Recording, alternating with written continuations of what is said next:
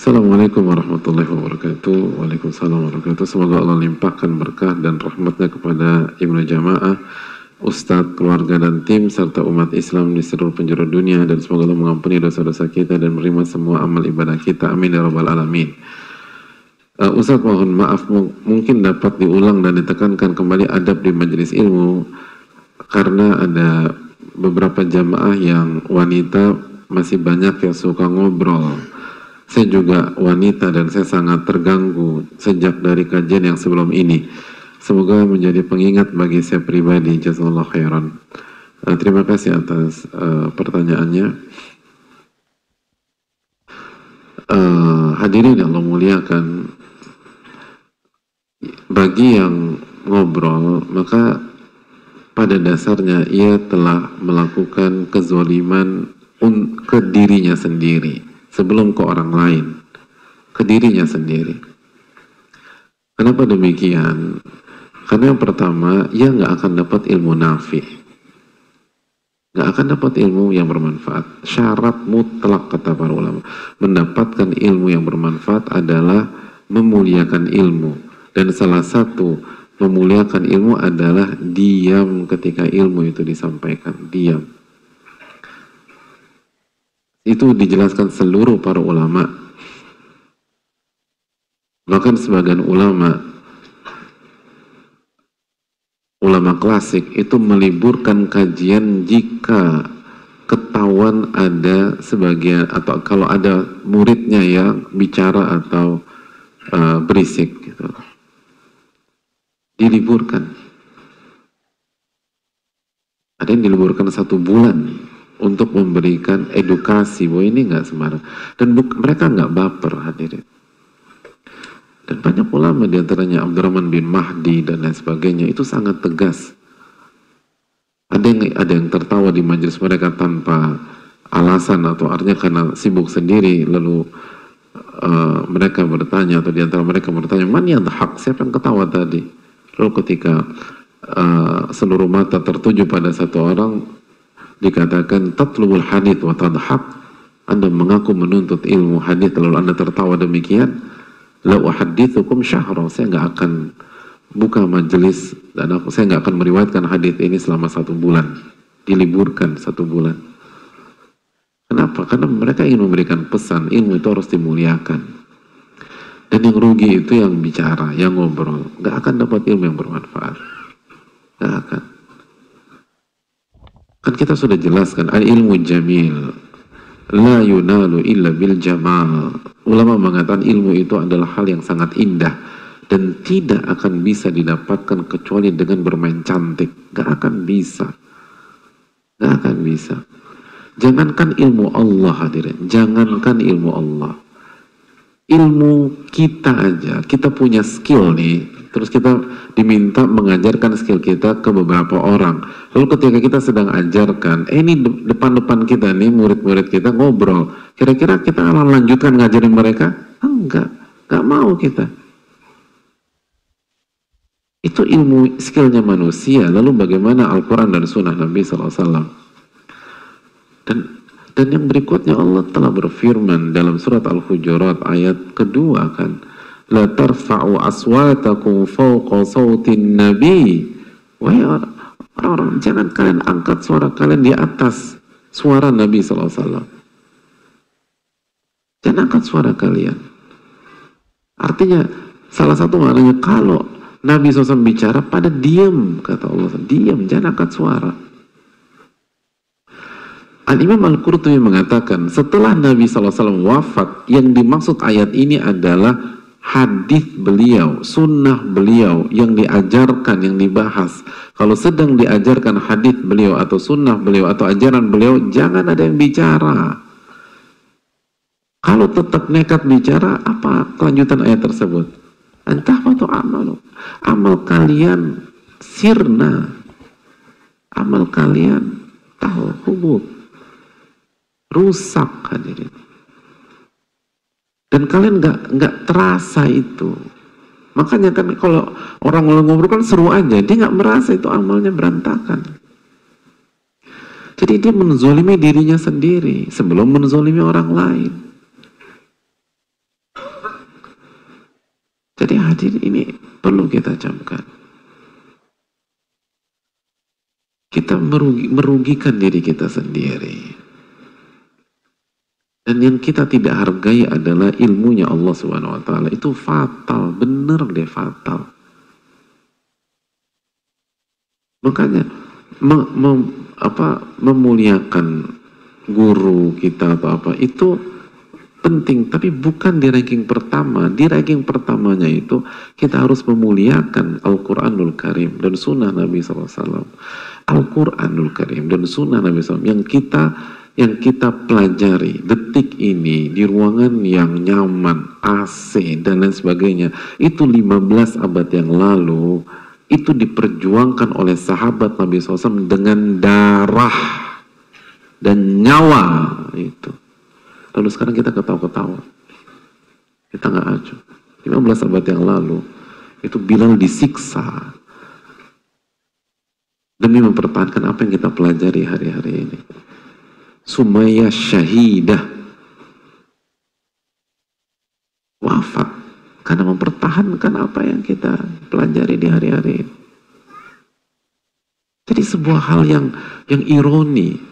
15 abad yang lalu Sumayyah disiksa, lalu sekarang wanita-wanita kita yang menutup aurat, berhijab, yang mengaku belajar, ngobrol, subhanallah, syattani baina musyarrikin wa mughribi, sangat beda antara timur dan barat, kata para ulama. Mana rasa malu? Mana rasa malu kepada Allah Subhanahu wa taala? Apa yang sudah kita berikan? Kita cuma disuruh diam aja nggak bisa. Mereka diboikot dulu 3 tahun dan nggak ada yang goyang, nggak ada yang luntur, dan nggak ada yang mundur kan. Diboikot 3 tahun. Silakan baca sejarah. Mereka diboikot. Kalau kita cuma disuruh diam dalam waktu 1-2 jam aja nggak bisa, mana iman kalau demikian, hadirin? Mana ketakwaan? Terus bagaimana kalau Allah tanya kita pada hari kiamat? Kita kan ditanya loh, la tazulu qadama 'abdin yaumal qiyamah hatta yus'al an arba'. Kaki seorang hamba tidak akan beranjak dari hadapan Allah sampai dia akan ditanya tentang 4 perkara, diantaranya wa an ilmihi madza 'amila bih. Dia akan ditanya tentang ilmunya. Ngaji nggak? Terus ngaji ngapain aja ada pas ngaji itu? Masih bisa ketawa nanti kita di hari kiamat. Pucat, hadirin, pucat.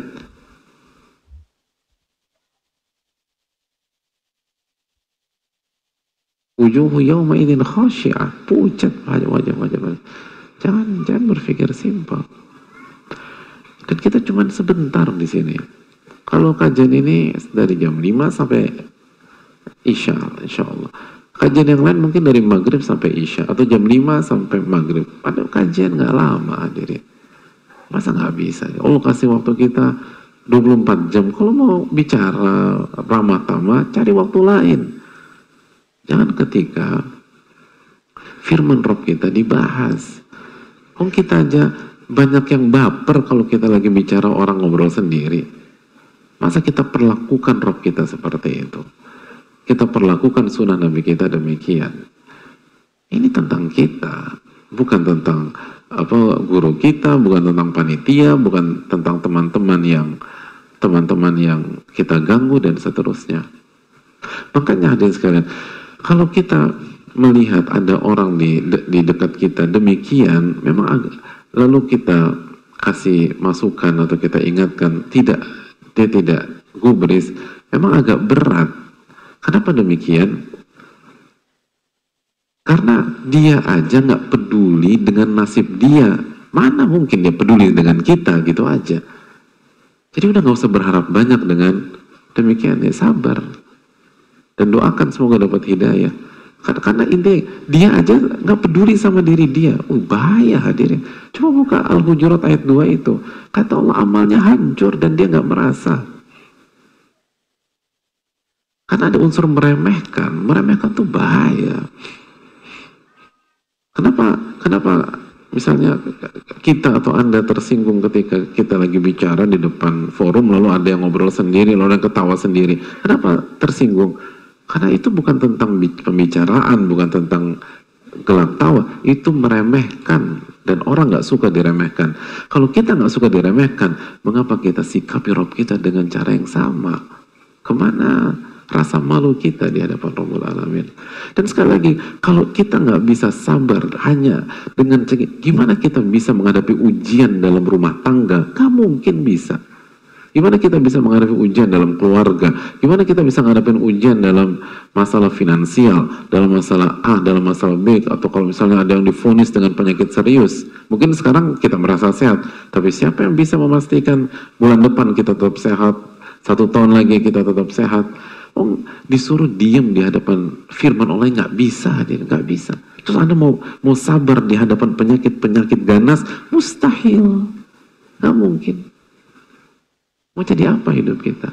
Ini bukan tentang sebatas bicara, ini bukan sebatas tertawa, ini tentang memuliakan dan tentang menghargai diri sendiri. Tolong peduli sama diri sendiri. Jadi kita nggak usah bicara, tolong hargai guru Anda. Nggak usah, kita nggak usah pakai narasi demikian. Tolong hargai teman-teman Anda. Nanti aja pakai narasi. Tolong hargai diri Anda sendiri, itu poinnya. In ahsantum li anfusikum wa in asa'tum falaha. Dalam surat Al-Isra ayat 7 Allah berfirman, jika Anda berbuat baik itu untuk diri Anda sendiri, dan kalau Anda berbuat buruk, Anda ngobrol, Anda yang akan kena getahnya, kata Allah. Anda yang akan kena imbasnya. Al-jaza min jinsil amal, balasan itu tergantung jenis perbuatan. Balasan meremehkan, diremehkan. Kalau manusia aja Anda remehkan, Anda akan diremehkan, gimana Rabbul Alamin? Ya siap-siap aja hidupnya akan diremehkan orang, diinjak-injak orang, dilecehkan orang, dan seterusnya. Dan jangan salahkan siapapun, karena itu jenis perbuatan yang kita lakukan selama ini. Makanya para ulama sangat concern dalam masalah ini. Majelis ilmu itu apa? Majelis ilmu itu salah satu tempat yang paling kondusif untuk belajar bersikap, hadirin. Apalagi kalau tempatnya di masjid. Di sini sekali lagi sakinah itu diturunkan, di sini rahmat Allah Subhanahu wa taala disebarkan, di sini malaikat menaungi, di sini adalah rumah Allah Subhanahu wa taala, di sini tempatnya zikrullah itu dikumandangkan. Lalu kita tidak bisa menjaga sikap kita, ya gimana jaga sikap di rumah begitu aja? Gimana jaga sikap di tempat lain? Di tempat yang paling kondusif aja Anda nggak bisa. Ya nggak mungkin lah. Kalau Anda nggak bisa nahan dingin di ruangan yang suhunya 24 derajat Celcius, ya gimana Anda ditaruh di kutub gitu loh. Ya jadi es Anda mati nanti. Ini yang paling kondusif, Anda nggak bisa bertahan, diam gitu. Gimana di luar? Jadi jangan remehkan, karena ini awal gitu loh hadirin. Dan kita nggak akan dapat ilmu yang bermanfaat sejenius apapun kita, sejenius apapun kita. Dan itu sebabnya apa? Pembahasan kita hari ini. Karena sebelum kita datang ke majelis, sebelum kita datang ke masjid, sebelum kita datang ke kajian, kita tidak membersihkan wadahnya ilmu, itu poinnya. Kita main datang aja, bahkan sebagian dipaksa atau disuruh sama pasangannya, disuruh sama ininya, akhirnya itu tadi. Ini masalah yang kita bahas hari ini, itu penting. Allah Ta'ala gimana caranya nih? Oh, syukur.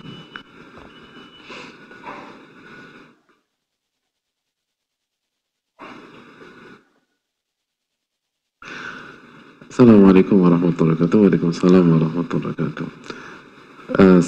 Ahsanallah ilaikum Ustaz wa iyyakum. Semoga Allah selalu merahmati Ibnu Jamaah. Semoga Allah selalu menjaga dan merahmati Ustaz beserta tim dan seluruh kaum muslimin dimanapun berada. Amin ya rabbal alamin.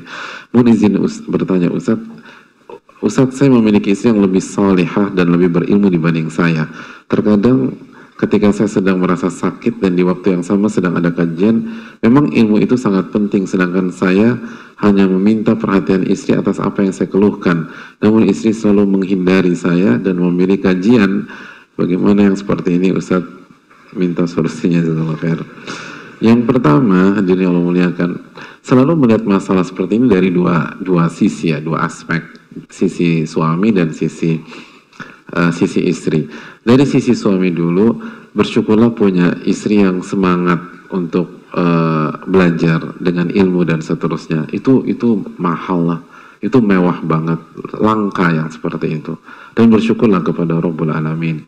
Dan nggak semua orang yang datang kajian punya mental seperti itu, yang memprioritaskan gitu loh. Orang datang kajian kan motifnya macam-macam, tapi kita berusaha husnudzon sama semua pihak. Jadi bersyukurlah, dan kalau kita bersyukur maka Allah akan tambah lagi kualitas istri kita. Jadi begitu kita bersyukur maka Allah akan tambah lagi gitu loh. Jadi istri kita tambah menghindari kita, bukan. Allah, istri kita tambah baik gitu, tambah baik lagi. Jadi syukuri dulu lah. Dan kalaupun ada kesalahan teknis seperti ini sebenarnya biasanya ya, ini hanya kesalahpahaman aja. Karena mungkin istri berpikir bahwa harus mendahulukan Allah dan Rasulnya gitu loh. Karena ilmu itu kan firman Allah, jadi Allah dulu sebelum suami. Padahal ini tidak kontradiksi, dan yang memerintahkan kita melayani suami dalam kondisi seperti ini adalah Allah Subhanahu Wa Taala. Dan apabila fardu ain bersinggungan dengan fardu kifayah, maka dikedepankan fardu ain. Dan apabila dua-duanya fardu ain dan yang satu wajib mudhoyak dalam ilmu usul fikih, waktunya itu sempit, dan yang satu misalnya bisa diulang dengan rekaman dan seterusnya, maka dahulukan dulu wajib yang waktunya sempit, seperti suami lagi sakit dan urgent butuh support dari istri. Jadi ini sebenarnya masalahnya dalam masalah detail ilmu, karena mungkin istrinya belum belajar kaidah fikih, belum belajar usul fikih tentang wajib terbagi menjadi dua dalam segi waktu dan lain sebagainya. Dan itu lebih mudah untuk diluruskan dibanding jika kita punya istri yang ahli dunia, lalu mencari panggung hawa nafsu, lalu sibuk dengan segala macam, lalu memikirkan diri sendiri dan sebagainya. Jadi syukuri, lalu kesalahan ini tinggal dibenahi dengan izin Allah, semua akan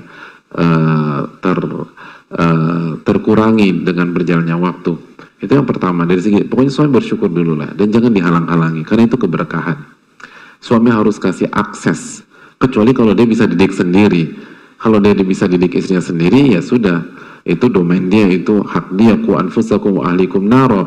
Tapi kalau kita belum bisa mendidik istri kita nggak punya ilmu, maka kasih akses yang lebar, yang maksimal ke istri selama tidak mengganggu kewajiban-kewajiban yang lain. Dukung istri untuk kajian, dukung untuk menuntut ilmu, dukung untuk memuliakan ilmu. Nanti Allah kasih keberkahan lah. Allah kan itu pasti Allah akan kasih keberkahan. Dan al-wasailaha aqamul maqasid, dan sarana hukumnya sama dengan tujuan. Dan kaidah mengatakan la yatimul wajib illa bi wajib, sesuatu yang wajib kalau tidak bisa dilakukan kecuali dengan sesuatu tersebut, maka sesuatu tersebut hukumnya wajib. Apabila istri tidak bisa maksimal menuntut ilmu yang wajib tanpa dukungan dari suami, maka dukungan suami wajib. Dan kalau suami dukung, maka dia dapat pahala wajib, dan pahala wajib adalah pahala terbesar dalam agama kita. Itu dari sisi suami. Dari sisi istri, semakin kita belajar, semakin kita berkhidmat kepada suami. Semakin kita belajar, kita semakin sadar dan tahu kedudukan suami. Semakin kita belajar, kita semakin merendah di hadapan suami.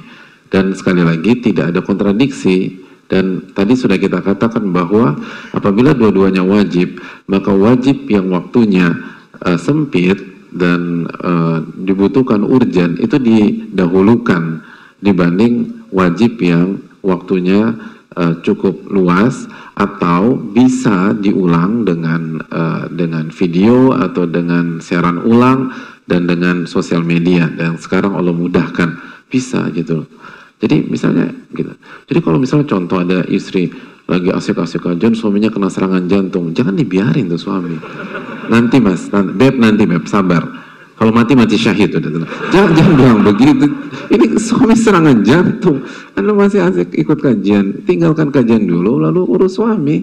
Nanti suaminya, nanti kajiannya putar ulang, ilah catatan dan seterusnya. Sekarang dimudahkan kok dengan rekaman segala macam.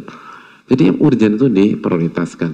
Wajib mudhayab muqaddam ala wajib puasa, sebagaimana kaidah dalam ilmu usul fikih dan hal-hal yang lain. Dan kalau salah, minta maaf sama suami, minta ridho suami. Dan ridho suami itu luar biasa besarnya. Nabi SAW mengatakan, "Undhuri aina anti minhu fa innahu jannatuki aw naruk." Lihatlah bagaimana suamimu menilaimu, karena surga nerakamu itu tergantung suamimu setelah hak Allah Subhanahu wa taala. Ini bisa disampaikan, jazakallahu khairan, semoga Allah memberikan taufik kepada kita. Dan saya ingatkan, kita masih berada di hari-hari terakhir bulan Al-Muharram atau 20-an, di hari-hari 20-an. Jadi maksimalkan bulan haram ini, dan semoga Allah memberikan kita taufik untuk bisa beribadah di bulan yang dimuliakan oleh Allah Subhanahu wa taala. Subhanakallahumma wa bihamdika, asyhadu an la ilaha illa anta, astaghfiruka wa atubu ilaik. Assalamualaikum warahmatullahi wabarakatuh. Syukran.